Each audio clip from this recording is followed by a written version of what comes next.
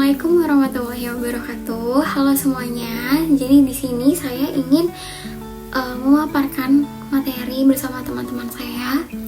Sebelumnya saya perkenalkan diri terlebih dahulu dan juga teman-teman saya. Yang pertama itu ada Hana Mutmainah dengan NIM 2285-23004 dan juga ada Vivi Aidah Yaya dengan NIM 2285-23010 dan juga ada saya yaitu dengan NIM 2285-23016. Oke, jadi pembahasan yang akan kita bahas yaitu ada yang pertama definisi kode etik profesi dan juga bimbingan dan konseling, lalu fungsi kode etik profesi, tujuan kode etik, lalu ada penegakan dan penerapan kode etik, sikap dan perilaku sebagai seorang konselor, lalu yang terakhir itu ada permasalahan dan penerapan kode etik profesi. Oke, kita memasuki materi yang pertama yaitu definisi kode etik profesi. Nah, di dalam bimbingan konseling itu ada sebuah asosiasi yang berdiri yang menaungi bimbingan konseling Indonesia yaitu APKIN atau Asosiasi Bimbingan dan Konseling Indonesia. Nah, APKIN ini menetapkan berbagai peraturan yang mengarahkan seorang konselor untuk memenuhi standar kompetensi yang diharapkan. Nah, keberhasilan ini ditandai dengan keluarnya keputusan peraturan menteri atau Permen Nomor 27 Tahun 2008 yang mengatur tentang standar kualifikasi akademik dan kompetensi konselor serta kode etik bimbingan dan konseling. Nah, kode etik bimbingan dan konseling ini yang menjadikan dasar bagi pelaksanaan tugas seorang konselor ataupun guru BK di sekolah. Nah, pelaksanaan layanan bimbingan dan konseling ini dilakukan dengan mengacu pada kode etik yang berlaku. Jadi, kode etik bimbingan dan konseling yang ditetapkan oleh APKIN tahun 2018 itu didefinisikan sebagai aturan nilai dan moral yang dijadikan pedoman oleh anggota organisasi dalam menjalankan tugas dan tanggung jawab mereka dalam memberikan layanan bimbingan dan konseling kepada konselor. Kode etik ini mencakup ketentuan-ketentuan yang wajib dipatuhi dan tidak boleh dilakukan atau diabaikan oleh konselor.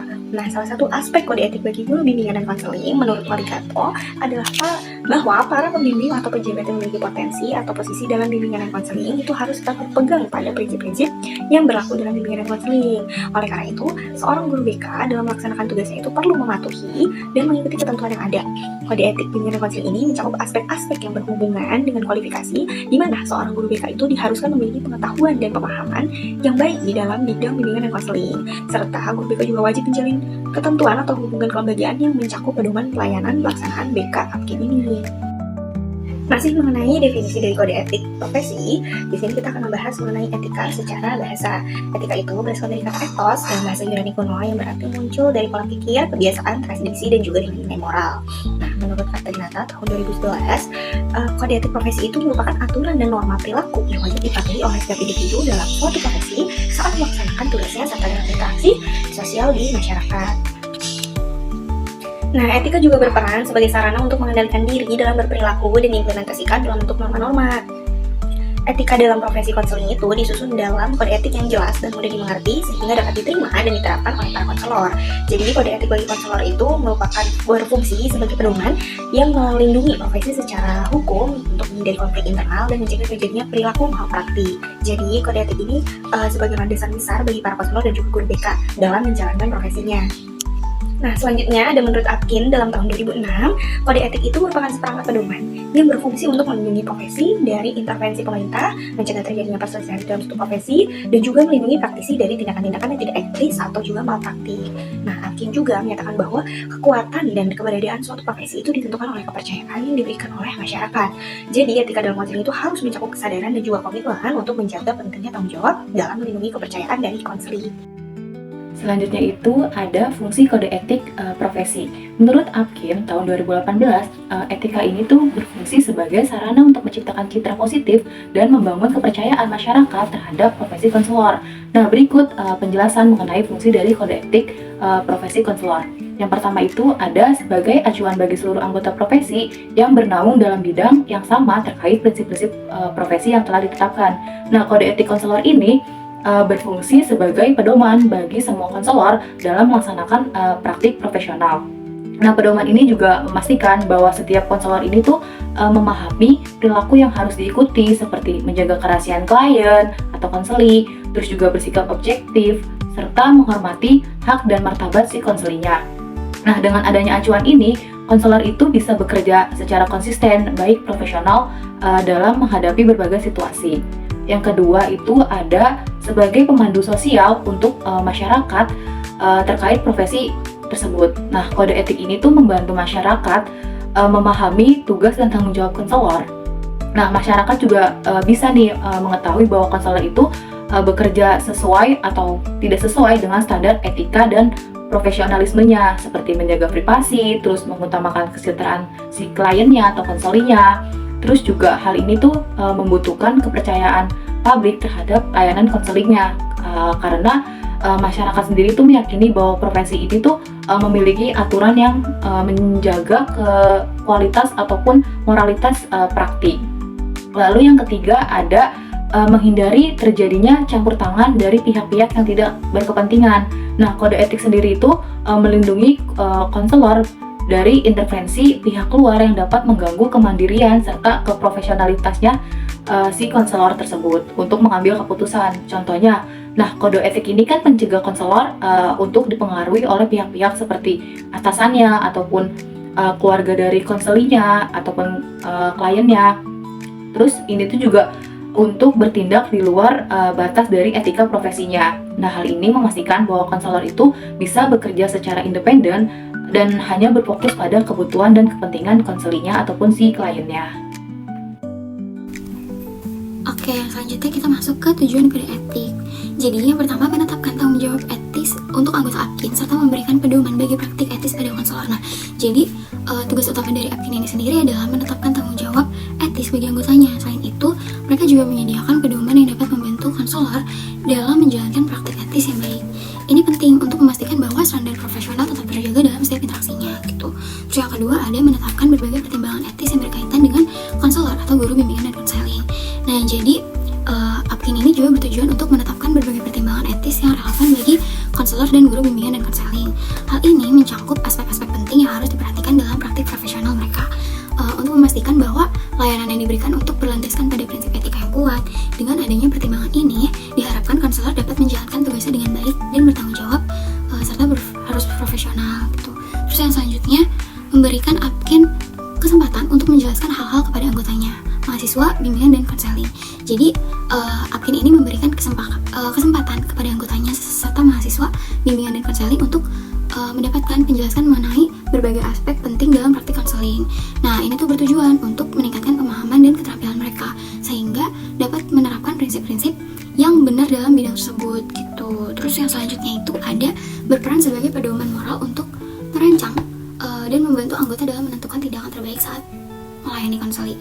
Nah, jadi di APKIN ini tuh berfungsi sebagai pedoman moral yang dirancang untuk membantu anggotanya dalam menentukan tindakan terbaik saat melayani konseling. Nah, pedoman ini memberikan arah yang jelas sehingga konselor dapat membantu keputusan yang etis dan profesional. Dengan adanya pedoman ini, anggota diharapkan dapat meningkatkan kualitas layanan yang diberikan kepada konseli sekaligus mempertahankan integritas dalam praktik mereka sendiri. Nah, yang selanjutnya itu ada sebagai landasan untuk melaksanakan tindakan pendukung bagi para praktisi bimbingan dan konseling yang berhasil. Jadi, di APKIN ini sendiri juga berperan sebagai landasan yang penting untuk melaksanakan tindakan pendukung bagi para praktisi bimbingan dan konseling yang sukses. Dengan mengembangkan keterampilan dan strategi yang aktif, hal ini dapat hanya memperkuat praktik mereka, tetapi juga meningkatkan hasil untuk dicapainya dalam mendukung konselingnya tersebut, gitu. Kemudian selanjutnya ada penegakan kode etik. Nah, menurut Sunario, Kartadinata tahun 2011 mengungkapkan bahwa tujuan dari penegakan kode etik ini ada beberapa. Yang pertama itu ada mengedepankan kehormatan profesi. Nah, kode etik sendiri kan berperan dalam menjaga martabat dan juga citra profesi di mata publik ataupun di masyarakat. Nah, dengan mematuhi kode etik ini tuh si anggota profesinya ini bisa bertindak dengan integritas dan juga keprofesionalismenya mereka, sehingga profesi tersebut tuh bisa dihormati. Nah, kehormatan ini tuh diperoleh melalui perilaku etis, terus transparansi ataupun tanggung jawab dalam setiap praktik yang dijalankan gitu. Terus yang kedua, menjaga masyarakat dari tindakan malpraktik. Nah, penerapan kode etik ini tuh kan melindungi masyarakat dari praktik-praktik yang tidak bertanggung jawab ataupun berpotensi merugikan masyarakat tersebut kan. Nah, seperti pelanggaran etika ataupun tindakan yang tidak profesional. Nah, fungsi dari konselor sendiri tuh bisa bekerja sesuai dengan kode etik dan mengutamakan kesejahteraan si konselinya, dan juga menghindari tindakan malpraktik seperti penyalahgunaan informasi, terus juga bisa dengan intervensi yang tidak tepat, seperti itu.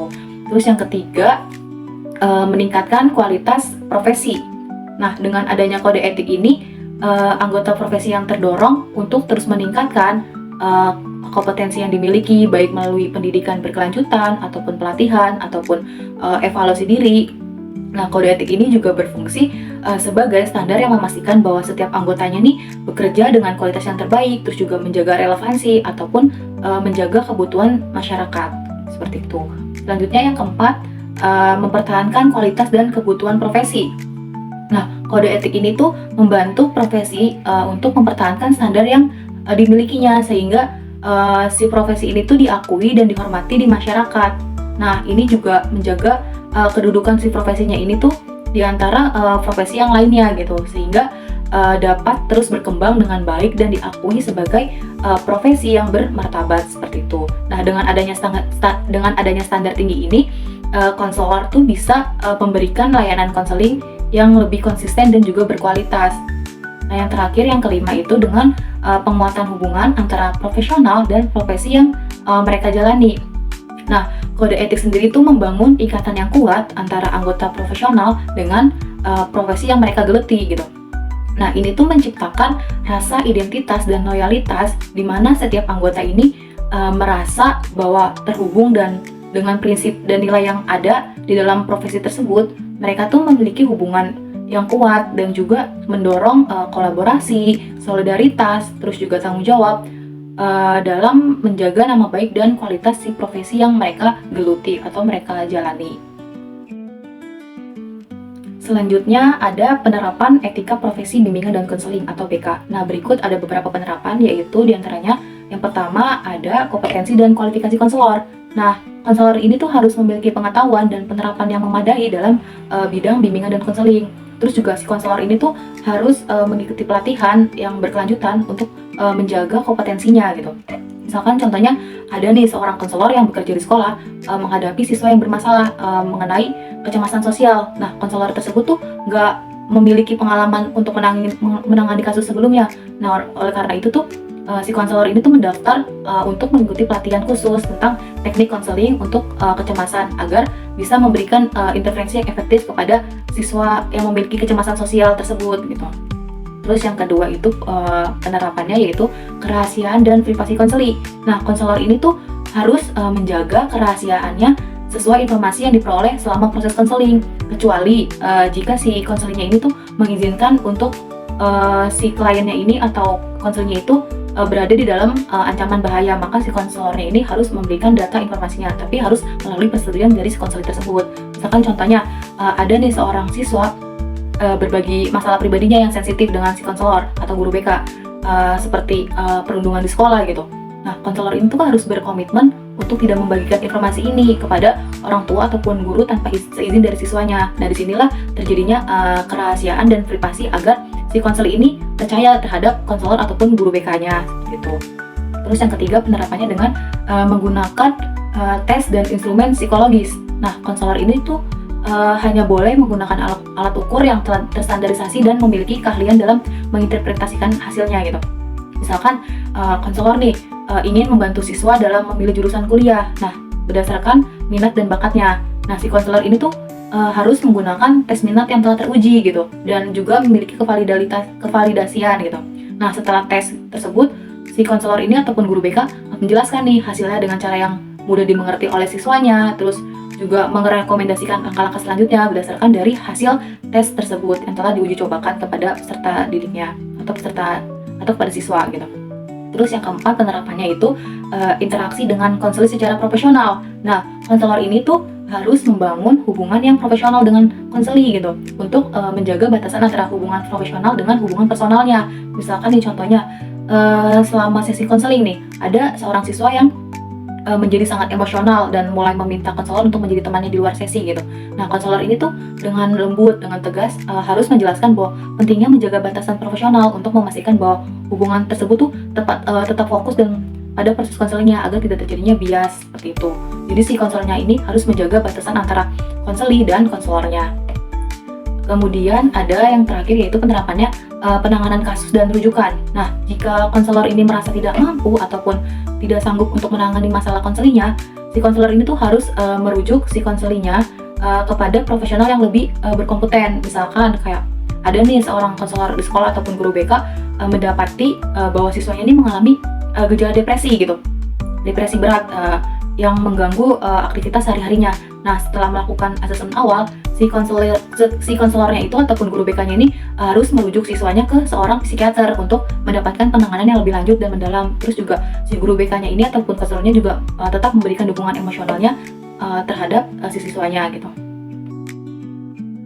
Selanjutnya itu ada sikap dan perilaku sebagai seorang konselor. Jadi, menurut Uman Soherman 2007 menegaskan bahwa seorang konselor hendaknya menunjukkan sikap dan perilaku sebagai berikut. Yang pertama, berusaha menciptakan suasana dan hubungan konseling yang kondusif. Jadi, kita sebagai konselor, tugas pertama kita adalah menciptakan hubungan konseling yang nyaman dan kondusif bagi klien. Hal ini penting agar klien kita merasa aman dan merasa didengar gitu ya. Terus yang kedua, berusaha menjaga sikap objektif terhadap klien. Jadi kita harus menjaga sikap objektif terhadap klien. Ini berarti kita tidak boleh terpengaruh oleh prasangka ataupun penilaian pribadi, melainkan berfokus pada kebutuhan dan kondisi klien tersebut.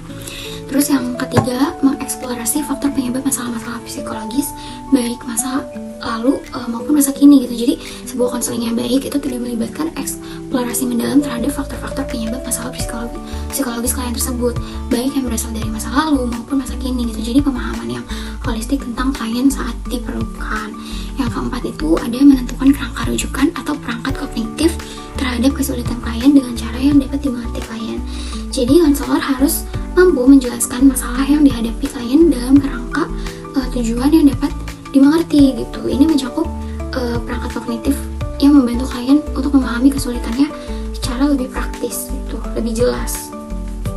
Yang selanjutnya itu ada konseling memiliki strategi untuk mengubah kembali perilaku salah suai atau keyakinan irasional, gangguan emosi, dan menyalahkan diri sendiri. Jadi konselor harus memiliki strategi yang efektif untuk membantu klien mengubah perilaku yang tidak sesuai dengan keyakinannya tersebut gitu. Yang selanjutnya, mempertahankan transfer pemahaman tentang perilaku baru yang diperlukan klien dalam kehidupan sehari-hari. Jadi penting bagi konselor untuk memastikan bahwa pemahaman tentang perilaku baru yang diperlukan oleh klien dapat diterapkan dalam kehidupan sehari-hari mereka gitu. Terus menjadi model atau contoh sosok yang menjadi sikap sehat dan norma. Jadi konselor ini harus menjadi model atau contoh bagi klien tersebut yang menunjukkan sikap sehat dan juga normal yang dapat diikuti gitu sama klien tersebut gitu. Terus yang 8 itu menyadari kesalahan yang pernah dibuat dan resiko yang dihadapi. Jadi konselor ini perlu menyadari kesalahan yang pernah dilakukan dan memahami resiko yang mungkin dihadapi dari profesi tersebut gitu. Kesadaran diri atau itu kunci untuk pertumbuhan yang profesional pada klien tersebut. Terus yang selanjutnya, dapat dipercaya dan mampu menjaga rahasia. Salah satu pilar utama profesi ini adalah kepercayaan. Jadi konselor ini harus selalu menjaga kerahasiaannya, entah itu informasi tentang apapun tentang klien tersebut gitu. Terus yang selanjutnya, memiliki orientasi diri yang selalu berkembang. Jadi konselor ini harus mengembangkan diri, memperkaya pengetahuan dan keterampilan agar dapat memberikan layanan yang lebih baik gitu. Terus yang terakhir, ikhlas dalam menjalankan profesionalnya. Jadi pada akhirnya seorang konselor ini harus menjalankan profesionalnya dengan penuh keikhlasan, dengan niat tulus untuk membantu klien mencapai kesejahteraan psikologis pada klien-klien tertentu gitu, pada klien-klien mereka gitu. Oke, selanjutnya di sini ada permasalahan dalam penerapan kode etik bimbingan dan konseling. Nah, jadi di dalam kode etik profesi bimbingan dan konseling juga terdapat permasalahan. Nah, seperti yang telah dijelaskan sebelumnya, kode etik bimbingan dan konseling ini masih belum bisa dilaksanakan sepenuhnya dengan baik oleh para konselor dan juga guru BK. Masih banyak kesalahan yang terjadi dalam pelaksanaan layanan bimbingan dan konseling yang justru dilakukan oleh guru BK atau konselor di sekolah. Nah, ada salah satu penelitian dari Suhertina tahun 2010. Di dalam penelitian tersebut mengungkapkan bahwa penerapan kode etik bimbingan dan konseling itu masih menemukan pemahaman bahwa guru BK dan konselor itu masih tergolong rendah gitu. Jadi pemahaman mengenai kode etik bagi konselor dan guru BK itu masih rendah. Nah, menariknya dalam penelitian tersebut, sebagian konselor di sekolah itu bahkan tidak akrab dengan kode etik. Nah, ini menjadi urgensi juga bagi bimbingan konseling. Selanjutnya, menurut Hartono dalam tahun 2009, Hartono ini menyatakan bahwa di sekolah itu masih seringkali terdapat kebijakan birokrasi yang menghilangkan kejelasan mengenai keberadaan dan fungsi bimbingan konseling sebagai layanan profesional. Nah, dijelaskan juga dalam buku Prayitno dan Herman Ampi pada tahun 2004 bahwa masih banyak kesalahpahaman tentang bimbingan dan konseling. Nah, salah satu penyebabnya itu adalah bidang bimbingan dan konseling yang dikuliti oleh pihak-pihak yang bukan berlatar belakang dari pendidikan bimbingan dan konseling. Nah, sampai saat ini memang masih menjadi masalah utama bahwa banyak sekali sekolah-sekolah yang bagian bimbingan dan konselingnya itu bukan dari S1 bimbingan dan konseling, melainkan dari S1 pendidikan lain seperti itu. Nah, pelaksanaan bimbingan dan konseling ini umumnya hanya untuk mengurusi siswa-siswa yang bermasalah, baik yang dipanggil langsung oleh konselor ataupun guru BK maupun dirujuk oleh pihak lain seperti itu. Nah, sehingga menjadi wajar apabila siswa itu tidak mau memanfaatkan pelayanan bimbingan dan konseling. Jadi, stereotip mengenai bimbingan dan konseling itu masih banyak tersebar di banyak sekolah, sehingga ini menghambat siswa itu untuk berkembang bersama bimbingan dan konseling. Nah, jadi mereka itu masih menganggap bahwa apabila datang ke ruangan bimbingan dan konseling, itu mereka tuh mengalami ketidakbaikan kondisi dari fisik ataupun jiwa mereka. Nah, tapi ada beberapa aspek tambahan yang bisa kita pertimbangkan dalam permasalahan dalam penerapan bimbingan dan konseling ini. Yang pertama, perbandingan dengan kode etik di negara lain. Nah, dengan menyajikan perbandingan dengan kode etik bimbingan dan konseling di negara lain, hal ini bisa memberikan dampak atau perspektif global sehingga pemahaman tentang kode etik itu lebih komprehensif. Yang kedua, etika dalam dunia digital. Nah, dalam era digital, konselor itu sering menghadapi tantangan baru seperti menjaga kerahasiaan klien, terus juga dalam komunikasi online ataupun masalah keamanan data, itu bisa menambah informasi tentang bagaimana kode etik diterapkan dalam konteks digital. Ini bisa menjadi sangat relevan untuk kedepannya. Yang ketiga, ada kasus-kasus pelanggaran etik. Nah, dengan menyajikan contoh-contoh nyata dari kasus pelanggaran kode etik di bidang bimbingan dan konseling, serta bagaimana kasus tersebut ditangani, dapat memberikan gambaran yang konkret mengenai penerapan kode etik. Gitu. Nah, yang keempat, pengawasan dan juga evaluasi. Nah, dengan menjelaskan bagaimana pengawasan dan evaluasi itu terhadap penerapan kode etik bisa dilakukan oleh asosiasi profesional atau institusi pendidikan yang bisa memperjelas bagaimana kualitas konselor itu terjaga. Nah, yang kelima, ada peran asosiasi dalam penegakan kode etik. Nah, dengan menambahkan informasi lebih rinci mengenai peran asosiasi profesi seperti APKIN dalam pengembangan, penerapan dan penegakan kode etik serta program pelatihan yang disediakan untuk anggota-anggota atau konselor dan juga guru BK. Yang terakhir, ada hubungan kode etik dengan hukum. Dengan mengulas bagaimana kode etik bimbingan konseling ini berhubungan dengan peraturan perundang-undangan di Indonesia, terutama terkait dengan perlindungan klien dan hak-hak konselor. Nah, menurut APKIN tahun 2018 dalam melaksanakan pelayanan bimbingan konseling ada 4 kode etik yang wajib dipatuhi dan dilaksanakan oleh konselor atau guru BK. Yang pertama, ada penghargaan dan keterbukaan. Nah, penghargaan ini mencakup penghargaan terhadap pesan layanan dan juga kebenaran dan juga keterbukaan atau asas-asas yang dijalani selama konseling itu berlangsung. Yang kedua, kerahasiaan dan berbagi informasi. Itu mencakup kerahasiaan, berbagi informasi dengan pihak lain, rekaman data konseling dan juga penelitian. Yang ketiga, ada setting layanan. Nah, setting layanan ini mencakup suasana dan sasaran fisik atau juga kondisi sosio dan psikologis. Yang keempat, ada tanggung jawab konselor. Tanggung jawab kepada konseling, kepada atasan dan pemangku kementerian lainnya, kepada ilmu dan juga profesi, kepada diri sendiri dan juga yang paling penting adalah kepada Tuhan. Seperti itu. Yang terakhir yaitu kesimpulan. Dapat disimpulkan bahwa kode etik profesi bimbingan dan konseling ini ditetapkan oleh APKIN atau Asosiasi Bimbingan dan Konseling Indonesia yang berfungsi sebagai pedoman, nilai ataupun norma dan moral bagi konselor ataupun guru BK dalam menjalankan tugasnya dan bertanggung jawab ke profesionalitasnya gitu. Nah, kode etik ini sendiri tuh dirancang agar layanan dan bimbingan konseling dapat berjalan secara efektif dan beretika serta juga menyesuaikan dengan standar yang diharapkan. Fungsi dari kode etik sendiri tuh meliputi pelindungan profesi dari interferensi baik pihak dalam maupun dari pihak luar, terus juga mencegah malpraktik, membangun citra positif, dan memastikan bahwa masyarakat ini tuh terdapat profesi konselor gitu. Nah, selain itu juga kode etik ini menjadi acuan etnis bagi konselor ataupun mahasiswa dan lembaga pendidikan terkait serta mendorong praktik dari layanan bimbingan dan konseling secara profesional. Nah, permasalahan lain dalam penerapan kode etik juga meliputi kurangnya pengawasan, terus juga evaluasi serta pengaruh internal maupun eksternal seperti kebijakan sekolah yang tidak mendukung, terus pelaksanaan konseling yang kurang profesional. Nah, untuk itu, untuk mengatasi masalah ini perlu adanya kesadaran yang lebih besar terus di kalangan konselor maupun di kalangan konselinya untuk menjaga pentingnya kode etik dan komitmen untuk meningkatkan kompetensi profesionalitas mereka. Dengan adanya pengawasan ketat dan juga kebijakan yang mendukung juga diperlukan untuk memastikan bahwa kualitas layanan konseling ini tuh bisa memiliki kualitas yang lebih baik dan juga lebih berkompeten. Nah, untuk secara keseluruhan dapat disimpulkan bahwa kode etik profesi bimbingan dan konseling ini itu memiliki peran penting dalam menjaga keprofesionalisme konselor dan integritas konselor gitu, untuk melindungi konseli ataupun klien serta meningkatkan kepercayaan masyarakat terhadap layanan konseling.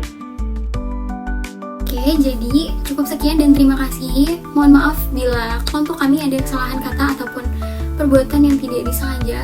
Kurang lebihnya mohon maaf. Wassalamualaikum warahmatullahi wabarakatuh. Dadah.